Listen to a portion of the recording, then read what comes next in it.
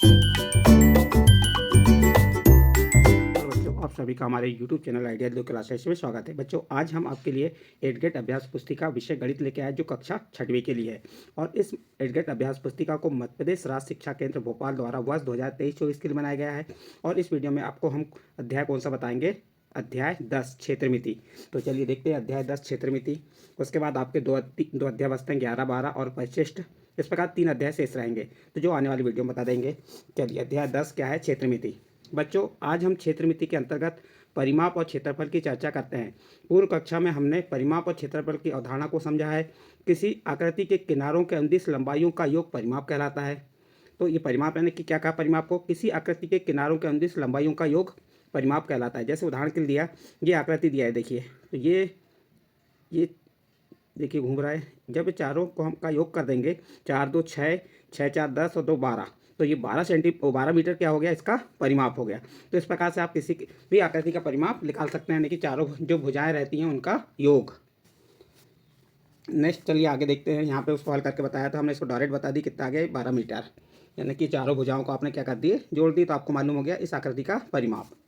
फिर आगे दिया हुआ है परिमाप की अवधारणा के पश्चात क्षेत्रफल का अवधारणा करेंगे। तो क्षेत्रफल जितने क्षेत्र को जो आकृति घेरती है वह उसका क्या कहलाता है? क्षेत्रफल कहलाता है।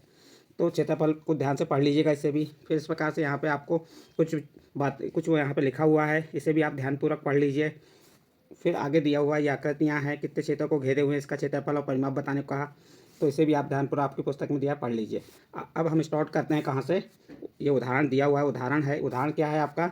चिड़ियों के लिए सुरक्षित रखा गया है। ये देखिए यहाँ पूरा दिया हुआ है, इसको हम ध्यान से पढ़ेंगे। आकृति का परिमाप और चारों भुजाओं की लंबाइयों का योग क्या कहलाता है? परिमाप कहलाता है। तो देखिए हमें परिमाप निकालना है, तो किस प्रकार से निकालेंगे? ये प्रश्न नंबर 1 को हल करेंगे हम। ये तो आपको ऊपर का ही प्रश्न दिया हुआ था। प्रश्न नंबर 1 में ये 2 आकृति दी हैं, एक आकृति ए और आकृति बी। उपरोक्त आकृति ए एवं बी में किस आकृति का घेरा बड़ा है और कितना ज़्यादा बड़ा है? तो सबसे पहले हम किसको ले लेते हैं? आकृति ए को। ये आकृति कौन सी ले ली हमने? ये आकृति ए हो जाएगी, और यहाँ पे कौन सी आकृति आ जाएगी? आपकी बी आकृति।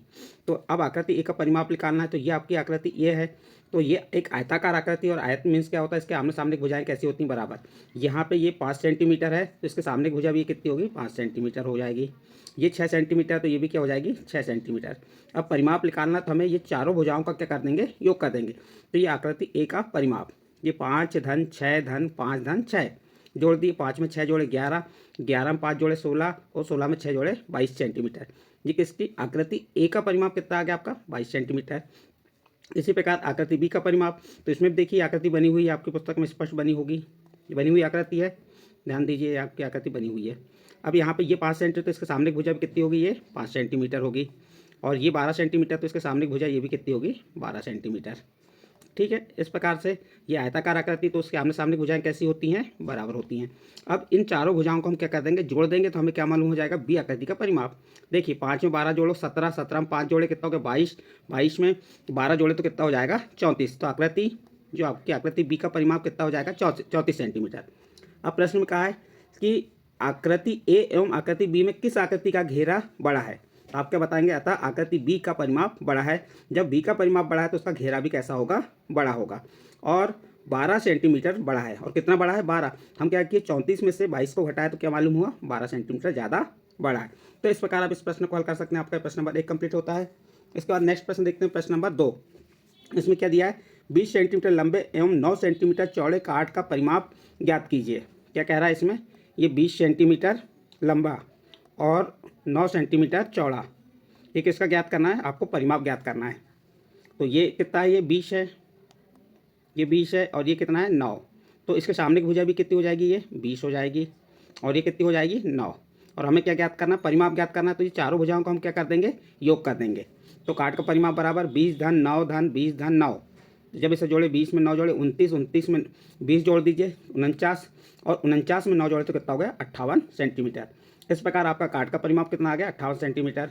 फिर नीचे क्या दिया है? 14 सेंटीमीटर लंबाई और 60 सेंटीमीटर चौड़ाई वाले कार्ड। देखिए ये 14 सेंटीमीटर लंबाई और 7 सेंटीमीटर चौड़ाई वाला एक कार्ड दिया है। कार्ड में निम्न मज़ेदार डाक टिकटों को देखो। आप ये डाक टिकट दी, ये 500 की दी है, ये 75 की है। इस प्रकार से डाक टिकट दिख रही हैं आपको, A B C D E और एफ। टिकटों को देखो और मापो, और इनको क्या करना है? आपको मापना है। मापने के बाद उदाहरण डाक टिकट डी 12 वर्गों को ढक रहा है। कौन सा वाला? डी। देख ली, 1 2 3 4 5 6 7 8 9 10 11 12 12 वर्गों को ढक रहा है। हर वर्ग का किनारा 1 सेंटीमीटर है। और ये कितना है? ये हर एक वर्ग का किनारा ये वाला 1 सेंटीमीटर का है। ये 1 सेंटीमीटर का है। इसलिए डाक टिकट का क्षेत्रफल कितना हो जाएगा? 12 वर्ग सेंटीमीटर। जितने वर्ग हैं उतने वर्ग सेंटीमीटर उस डाक टिकट का क्या हो जाएगा? क्षेत्रफल हो जाएगा। इस प्रकार बच्चों आपका ये प्रश्न नंबर, इसको हल करना है। अभी हम देखते हैं आगे क्या दिया हुआ है। यहाँ क नंबर में दिया है डाक टिकट ए 1 सेंटीमीटर भुजा वाले कितने वर्गों को ढकता है। तो देखते चलिए, डाक टिकट ए 1 2 3 4 5 6 और यहाँ पे 6 6 दूनी 12 6 3 18। तो कितने? 18 वर्ग सेंटीमीटर क्या जाएगा इसमें? 18 वर्गों को ढकता है। और डाक टिकट बी 1 सेंटीमीटर भुजा वाले कितने वर्गों को ढकता है। तो अब बी को देखेंगे आप जाके। बी को देख लीजिए, 1 2 3 4 5 6 7 कितने वर्ग हैं इसमें? 8 वर्ग हैं। तो इसमें आंसर क्या आ जाएगा हमारा? 8 वर्गों को। फिर ख नंबर में क्या कह रहा है? किस डाक टिकट का क्षेत्रफल सबसे ज़्यादा है। तो टिकट ए का हम देख लेंगे, जिसका क्षेत्रफल अधिक है अब डाक टिकटों में। यह डाक टिकट 1 सेंटीमीटर भुजा वाले कितने वर्गों को ढकता है। तो 18 वर्गों को। यहाँ 18 वर्ग हो जाएंगे। फिर सबसे बड़ी डाक टिकट का क्षेत्रफल कितना है। तो ये भी 18 वर्ग सेंटीमीटर होगा। फिर नेक्स्ट है, कौन से दो डाक टिकटों का क्षेत्रफल एक जैसा है। डी और एफ का। क्योंकि यहाँ देख सकते हैं आप, डी में कितने हैं? 4 या 12 और एफ में गिन लीजिए कितने हैं? 1 2 3 4 5 6 7 8 9 10 11 12। तो ये डी और एफ वाले कैसे हैं? वर्ग बराबर हैं, डी एवं एफ। सबसे छोटे डाक टिकट का क्षेत्रफल कितना होगा? 4 वर्ग। सबसे छोटे डाक टिकट और सबसे बड़े डाक टिकट का क्षेत्रफल में अंतर। तो सबसे बड़ा क्या है? 18 और सबसे छोटा क्या है? 4 है। तो 18 और 4 का अंतर कितना होगा? 14 वर्ग सेंटीमीटर है। तो इस प्रकार से आप इस प्रश्न को उत्तर लिख सकते हैं। फिर आपको उदाहरण दिया है, आकृति में दिए गए छोटे वर्ग की माप 1 वर्ग सेंटीमीटर। ये छोटे वर्ग जो है ये वाले, जैसे ये छोटे वर्ग बने ना, ये इनकी माप कितनी दी हुई है? 1 सेंटीमीटर दी हुई है। इन छोटे वर्गों की माप कितनी है? 1 सेंटीमीटर वर्ग सेंटीमीटर है। तो किस आयत का क्षेत्रफल अधिक होगा? तो बहुत सिंपल है बच्चों। यहाँ पे आपको जिस आकृति के वर्ग जितने अधिक होंगे उसका क्षेत्रफल अधिक होगा। जैसे 1 2 3 4 5 6 7, इसका क्षेत्रफल कितना हो गया? 7 वर्ग सेंटीमीटर। इसका देखिए 1 2 3 4 5 6, इसका क्या है? 6 वर्ग सेंटीमीटर। तो किस आयत का क्षेत्रफल अधिक होगा? तो आप बताएंगे आयत ए का क्षेत्रफल आयत बी के क्षेत्रफल से अधिक होगा। इस प्रकार से आप इसे हल कर सकते हैं। नेक्स्ट प्रश्न है आपका, यदि दिए गए वर्ग ए बी सी डी का क्षेत्रफल 4 वर्ग सेंटीमीटर है तो त्रिभुज बी सी डी का क्षेत्रफल कितना होगा। आपको इस त्रिभुज बी सी डी का क्षेत्रफल ज्ञात करना है। इस पूरे वर्ग का क्षेत्रफल कितना है? 4 वर्ग सेंटीमीटर है। तो आधे का कितना हो जाएगा? ये आधा हो रहा है कि नहीं? तो 2 वर्ग सेंटीमीटर आ जाएगा। कैसे निकालें? देखिए, त्रिभुज बी सी डी का क्षेत्रफल 1 वर्ग सेंटीमीटर धन, देखिए ये पूरा है 1 वर्ग, तो 1 वर्ग सेंटीमीटर लिया और ये आधे आधे हैं, ये आधे आधे हैं। तो 2 वर्ग कैसे हैं? आधे हैं। तो 1/2 गुणित 2 वर्ग सेंटीमीटर। 1 वर्ग सेंटीमीटर, 2 से 2 क्रॉस हुआ तो कितना बचा? 1 वर्ग सेंटीमीटर हो गया। 1 में 1 जोड़े तो कितना हो गया? 2 वर्ग सेंटीमीटर। तो त्रिभुज बीसीडी का क्षेत्रफल कितना हो जाएगा आपका? 2 वर्ग सेंटीमीटर। और सिंपल रूप से आप निकाल लीजिए, 1 वर्ग का पूरे वर्ग का क्षेत्रफल कितना है? 4 वर्ग सेंटीमीटर। तो आधे कितना हो जाएगा? 2 वर्ग सेंटीमीटर। नेक्स्ट क्वेश्चन देखिए, यहाँ पे दिए गए आयत का क्षेत्रफल 20 वर्ग सेंटीमीटर है। तो त्रिभुजों, ये एक त्रिभुज ए हो गया, फिर बी और सी का क्षेत्रफल ज्ञात कीजिए। आधे से अधिक को वर्ग पूरा माना जाए और आधे से कम वर्ग को छोड़ दिया जाए। तो अब इस प्रकार से आप यहाँ पे भी निकालेंगे, ये त्रिभुज ए का क्षेत्रफल। ये त्रिभुज ए में देख लीजिए पूरे वर्ग कितने हैं? 1 2 3 और ये 4। ये आधे से अधिक है तो इसको 1 मानेंगे हम। ये भी आधे से अधिक है, 1 मान लिए। तो ये 4 हो गए, 4 वर्ग हो गए। फिर उसके बाद आधा वर्ग 1 है, ये आधा वर्ग कितना है? 1 है। और 4, तो क्या हो जाएगा इसका योग? 4 सही 1/2। तो ये कितना हो गया? 4.5 वर्ग सेंटीमीटर। किसका क्षेत्रफल हो गया? त्रिभुज एबीसी का। इसी प्रकार 10 वर्ग सेंटीमीटर किसमें? 10 वर्ग है किसमें? बी में। और 2 आधे वर्ग हैं, तो 10 और 2 कितना हो जाएगा? ये 2 से 2 कैंसिल हुआ तो 1 हो गया। 10 और 1 11 वर्ग सेंटीमीटर। इसी प्रकार त्रिभुज सी का क्षेत्रफल निकाला तो इसमें 4 वर्ग पूरे हैं और आधा वर्ग 1 है, तो ये 4.5 हो गया। ये 4.5 कितना हो गया? 9, और 9 और 4 कितना हो गया? और 9 और 11 20 हो गया। 20 वर्ग सेंटीमीटर आ गया पूरे आयत का क्षेत्रफल। इस प्रकार से आप इस प्रश्न को हल कर सकते हैं। नेक्स्ट प्रश्न है, अब हम गणित की पाठ्य पुस्तक के अध्याय 10 क्षेत्रमिति पर कार्य करेंगे। अभी तक हमने उदाहरण समझे थे, साथ ही कुछ प्रश्नों को अभ्यास करेंगे। अब देखो दी गई आकृति का परिमाप ज्ञात होगा। अब देखिए जो आकृति दी इसका परिमाप निकाल लेंगे, तो जितनी भुजा है सबको क्या कर देंगे हम जोड़ देंगे। चलिए यहाँ से जोड़ते हैं।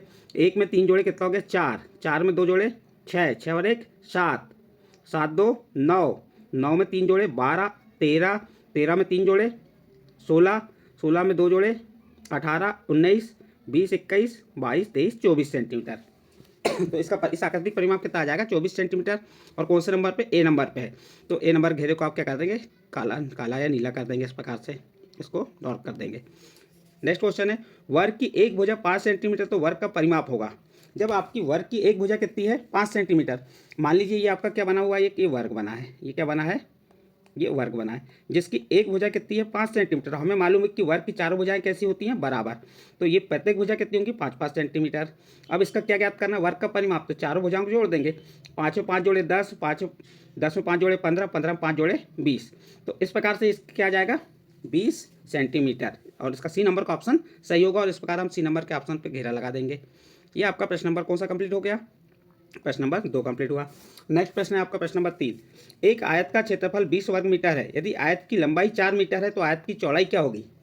देखिए आयत का क्षेत्रफल कितना दिया है आपको 20 दिया है, लंबाई मालूम है, हम लंबाई कितनी है 4 मीटर है। तो चौड़ाई कैसे क्या होगी, चौड़ाई बराबर तो 20 भागित क्या आ जाएगा आपका 4, 4 पंचे 20 एंड 5 मीटर। ये 5 मीटर क्या आ जाएगी आपकी आयत की चौड़ाई। नेक्स्ट प्रश्न देखिए, एक टाइल की माप 12 सेंटीमीटर गुणित 3 सेंटीमीटर। एक टाइल जो है उसकी माप कितनी 12 सेंटीमीटर गुणित 3 सेंटीमीटर। एक 3600 वर्ग सेंटीमीटर के आयताकार स्थान को ढकने के लिए कितनी टाइल लगाना होगी। तो हमें एक टाइल की माप कितनी दी हुई है 12 गुणित 3, तो 12 दिया 36 सेंटीमीटर हो गया। 36 का भाग किस में दे देंगे 3600 में कितने बार जाएगा 100 बार जाएगा। तो इसका सही आंसर हो जाएगा डी नंबर का। और डी नंबर घेरे को इस प्रकार से हम क्या कर देंगे डॉट कर देंगे। तो ये आपका प्रश्न नंबर 4 भी कंप्लीट हुआ। इसका नेक्स्ट प्रश्न है प्रश्न नंबर 5। एक वर्ग की भुजा 10 सेंटीमीटर है। यदि इस वर्ग की भुजा को 2 गुना कर दिया जाए तो परिमाप कितने गुना होगा। देखिए यहाँ पे क्या कह रहा है, वर्ग की भुजा 10 सेंटीमीटर है तो वर्ग की भुजा को 2 गुना कर दिया जाए, 2 गुना यानी कि 40 हो गई। यदि उसका परिमाप कितने गुना होगा तो उसका परिमाप 8 गुना हो जाएगा। इसका डी नंबर का ऑप्शन सही होगा। इस प्रकार से आपका ये जो विकल्प है कंप्लीट हो गए, पांचों विकल्प कंप्लीट होते हैं। इसके बाद नेक्स्ट प्रश्न आता है प्रश्न नंबर 6।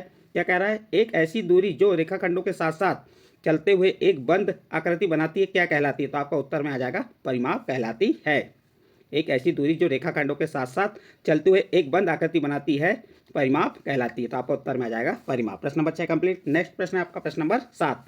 ऐसी आकृतियां जिसकी सभी भुजाएं और कोण बराबर है क्या कहलाती हैं। तो आप उत्तर बता देंगे बंद सम आकृतियां कहलाती हैं। ऐसी आकृतियां जिसकी सभी भुजाएं और कोण बराबर हैं तो बंद सम आकृति कहलाती हैं।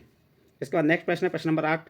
निम्न आकृति का परिमाप ज्ञात कीजिए। जो आकृति दी है इसका परिमाप ज्ञात करना है। आपकी एक भुजा दी ए बी दी है कितनी 10 सेंटीमीटर, बी सी दी है 5 सेंटीमीटर, सी डी दी है 10 सेंटीमीटर और डी ए कितनी दी है 5 सेंटीमीटर। तो परिमाप निकालना तो क्या करेंगे हम चारों भुजाओं का योग कर देंगे। तो लिख दीजिए परिमाप बराबर चारों भुजाओं का योग। चारों भुजाएं कौन सी, ए बी धन बी सी धन सी डी धन डी ए। ये ए बी का मान 10 हो गया, बी सी का मान 5 हो गया, सी डी का मान 10 हो गया और डी ए का मान कितना हो गया 5। इन सबको जोड़ दीजिए। 10 में 5 जोड़े 15, 15 में 10 जोड़े 25, 25 से 5 जोड़े 30 सेंटीमीटर। तो इस आकृति का परिमाप कितना हो जाएगा 30 सेंटीमीटर। आपका प्रश्न नंबर 8 कंप्लीट होता है। नेक्स्ट प्रश्न आता है आपका प्रश्न नंबर 9। बंद आकृतियों द्वारा घेरे गए तल के परिमाण को क्या कहते हैं। ये प्रश्न क्या है, बंद आकृतियों द्वारा घेरे गए तल के परिमाण को क्या कहते हैं। उत्तर बताएंगे, हल बताएंगे इसका। बंद आकृतियों द्वारा घेरे गए तल के परिमाण को क्षेत्रफल कहते हैं। इसका नेक्स्ट प्रश्न है प्रश्न नंबर 10। नीचे कुछ आयतों की भुजाओं की मापें दी गई हैं तो उनका क्षेत्रफल ज्ञात कीजिए। देखिए लंबाई दी है 3 सेंटीमीटर, चौड़ाई दी है 5 सेंटीमीटर, क्षेत्रफल क्या हो जाएगा, क्षेत्रफल निकालने की लंबाई का गुणा चौड़ाई में कर दीजिए। 5 दिया 15 वर्ग सेंटीमीटर। फिर नीचे में क्या दिया है 6 सेंटीमीटर लंबाई है, 8 सेंटीमीटर चौड़ाई। तो आपका क्षेत्रफल क्या होगा, क्षेत्रफल बराबर होता है लंबाई गुणित चौड़ाई। आप लंबाई का चौड़ाई से गुणा कर दीजिए। लंबाई क्या है 6, चौड़ाई क्या है 8, 6 का 8 में गुणा किया 8 6 48 वर्ग सेंटीमीटर। क्षेत्रफल किस में रहता है वर्ग में। इस प्रकार से आप आयत का क्षेत्रफल पहले वाले के निकाल दिए और दूसरे आयत का क्षेत्रफल निकाल के बता दिया आपको। प्रश्न नंबर 10 कंप्लीट हुआ। नेक्स्ट प्रश्न आता है आपका प्रश्न नंबर 11। नीचे कुछ वर्गों की एक भुजा की लंबाई दी गई है, इनका क्षेत्रफल ज्ञात कीजिए। देखिए यहाँ नीचे वर्गों की भुजा की लंबाई दी है और आपको क्या ज्ञात करना है क्षेत्रफल। तो एक भुजा की लंबाई कितनी है 7 सेंटीमीटर। भुजा की चारों भुजाएं बराबर होती हैं तो लंबाई गुणित लंबाई लंबाई गुणित चौड़ाई तो कितना होगा 7 गुणित 7, 7 का 7 में गुणा की 49 वर्ग, या भुजा का वर्ग 7 का वर्ग 49 वर्ग सेंटीमीटर। ये क्या आ गया वर्ग का क्षेत्रफल। फिर एक और भुजा की लंबाई 9 सेंटीमीटर दिया, उसका क्षेत्रफल क्या होगा तो 9 का वर्ग 81 वर्ग सेंटीमीटर। इस प्रकार से आप इसे पहला और दूसरा जो है आपका, ये पहला नंबर हो गया, दूसरा नंबर इनके क्या निकाल सकते हैं आप क्षेत्रफल, ये 49 और 81। नेक्स्ट प्रश्न है आपका प्रश्न नंबर 12। एक समपंचभुज का परिमाप 200 सेंटीमीटर है, प्रत्येक भुजा की लंबाई ज्ञात कीजिए। तो एक समपंचभुज का परिमाप कितना है 200 सेंटीमीटर है, तो ये क्या हो जाएगा, कितनी भुजाएं 5 भुजाएं, तो 5 गुणित भुजा बराबर 200, और 200 में किसका भाग दे दीजिए 5 का, कितने बार जाएगा 5 के 20, 5 9 सुन 40 बार गया, तो भुजा कितनी आ गई 40, प्रत्येक भुजा की लंबाई कितनी होगी 40। ठीक है, इस प्रकार आपका प्रश्न नंबर 12 कंप्लीट होता है। नेक्स्ट प्रश्न आएगा आपका प्रश्न नंबर 13। प्रश्न नंबर 13 क्या कह रहा है, एक आयताकार गत्ते का क्षेत्रफल 40 वर्ग सेंटीमीटर है तथा इसकी लंबाई 10 सेंटीमीटर है, गत्ते की चौड़ाई ज्ञात कीजिए। तो आपको क्या दिया है यहाँ पे, आयताकार गत्ता ने आयत का क्षेत्रफल दिया हुआ है, लंबाई दी है, चौड़ाई ज्ञात करना है। तो क्या करेंगे, हल में क्या लिखेंगे, आयताकार गत्ते का क्षेत्रफल 40 वर्ग सेंटीमीटर। आयताकार गत्ते के क्षेत्रफल का सूत्र क्या होगा, लंबाई गुणित चौड़ाई बराबर 40, और लंबाई कितनी दी है 10 सेंटीमीटर, तो लंबाई के नीचे हम 10 लिख दिए, गुणित चौड़ाई बराबर 40, और 10 का पक्षांतर की तो भाग में चले गया, तो चौड़ाई बराबर 40 भागित 10, और 10 का भाग 40 में कितने बार जाएगा 10 चौके 40, चौड़ाई कितने आ गई 4 सेंटीमीटर, और अंत में क्या लिख देंगे आप, अतः गत्ते की चौड़ाई 4 सेंटीमीटर है। नेक्स्ट प्रश्न देखिए, प्रश्न नंबर 14। एक धागे का टुकड़ा 60 सेंटीमीटर लंबाई का है, प्रत्येक भुजा की लंबाई क्या होगी यदि धागे से नीचे दिए गए अनुसार आकृति बनाई गई है। देखिए एक धागे का टुकड़ा है जिसकी 60 सेंटीमीटर लंबाई का है, प्रत्येक भुजा की लंबाई क्या होगी। तो सबसे पहले एक वर्ग की, फिर एक समबाहु त्रिभुज की, एक समपंचभुज की। तो सबसे पहले अ नंबर का हल करेंगे, जो धागा है, धागा का परिमाप निकाल लेंगे। तो वर्ग का परिमाप मीन्स जो धागा का टुकड़ा है उसकी लंबाई किसके बराबर होगी, वर्ग के परिमाप के। तो वर्ग का परिमाप कितना दिया 60 सेंटीमीटर, वर्ग के परिमाप क्या होता है 4 गुणित भुजा बराबर 60, तो भुजा बराबर क्या हो जाएगा 60 भागित 4, ये 4 पक्षांतरों के भाग में आ गया, और 4 का भाग 60 में देंगे कितने बार जाएगा 15 सेंटीमीटर, यानी वर्ग की प्रत्येक भुजा की लंबाई क्या होगी 15 सेंटीमीटर। इसी प्रकार नेक्स्ट प्रश्न ब नंबर को ऐसे हल करेंगे, एक समबाहु त्रिभुज।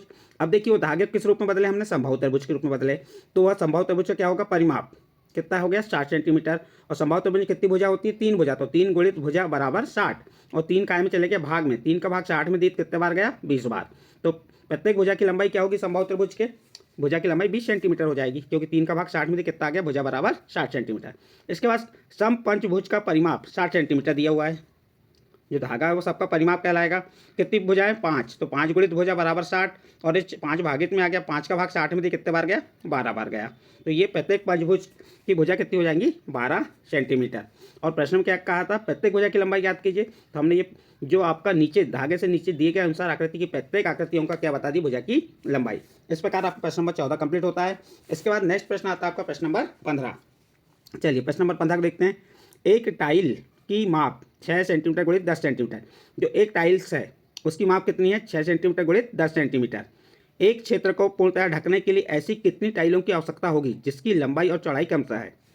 देखिए यहाँ पे एक टाइल्स की, और अब एक क्षेत्र को पूर्णतः ढकने के लिए कह रहा है, तो हम क्या निकाल लेंगे, पहले एक टाइल का क्षेत्रफल कितना है 6 गुणित 10 यानी 60 वर्ग सेंटीमीटर। अब अ नंबर का प्रश्न को हल करेंगे, इसमें क्या दिया 144 सेंटीमीटर लंबाई और चौड़ाई कितनी 100 सेंटीमीटर, तो आयताकार क्षेत्र का क्षेत्रफल क्या हो जाएगा 144 गुणित 100, 144 का 100 में किए तो 44,400 वर्ग सेंटीमीटर आ गया। अब हमें क्या निकालना है, आवश्यक टाइल्सों की संख्या, तो आवश्यक टाइल्सों की संख्या बराबर क्या होगा, जो आयताकार क्षेत्र है उसमें हम एक टाइल्स का भाग दे देंगे, यानी 14,400 में 60 का भाग दे देंगे, तो हमें क्या मालूम हो जाएगा टाइल्सों की संख्या, शून्य से शून्य क्रॉस हुआ, 4 का भाग 1440 में क्या आ गया 240 टाइल्स है। इस प्रकार आपका प्रश्न नंबर कंप्लीट। इसके बाद प्रश्न नंबर ब देखिए, इसमें क्या कहा है 10 सेंटीमीटर और 36 सेंटीमीटर, तो इसका भी क्षेत्रफल निकालिए, 70 गुणित 36 कितना आ गया 2520 वर्ग सेंटीमीटर आ गया, और इस 2520 सेंटीमीटर में 60 का भाग देंगे तो 42 टाइल्स। तो इस प्रकार आपका प्रश्न नंबर अ और ब को आप हल कर सकते हैं। और इस प्रश्न के साथ ही आपका जो अध्याय कौन सा था, अध्याय 10 में क्या है क्षेत्रमिति के जो प्रश्नों को हल करके बताया, ये आपको अच्छे लगे हों तो आप हमारे चैनल आइडियल देव क्लासेस को सब्सक्राइब कीजिए, लाइक कीजिए और अन्य ग्रुप में शेयर जरूर कीजिए।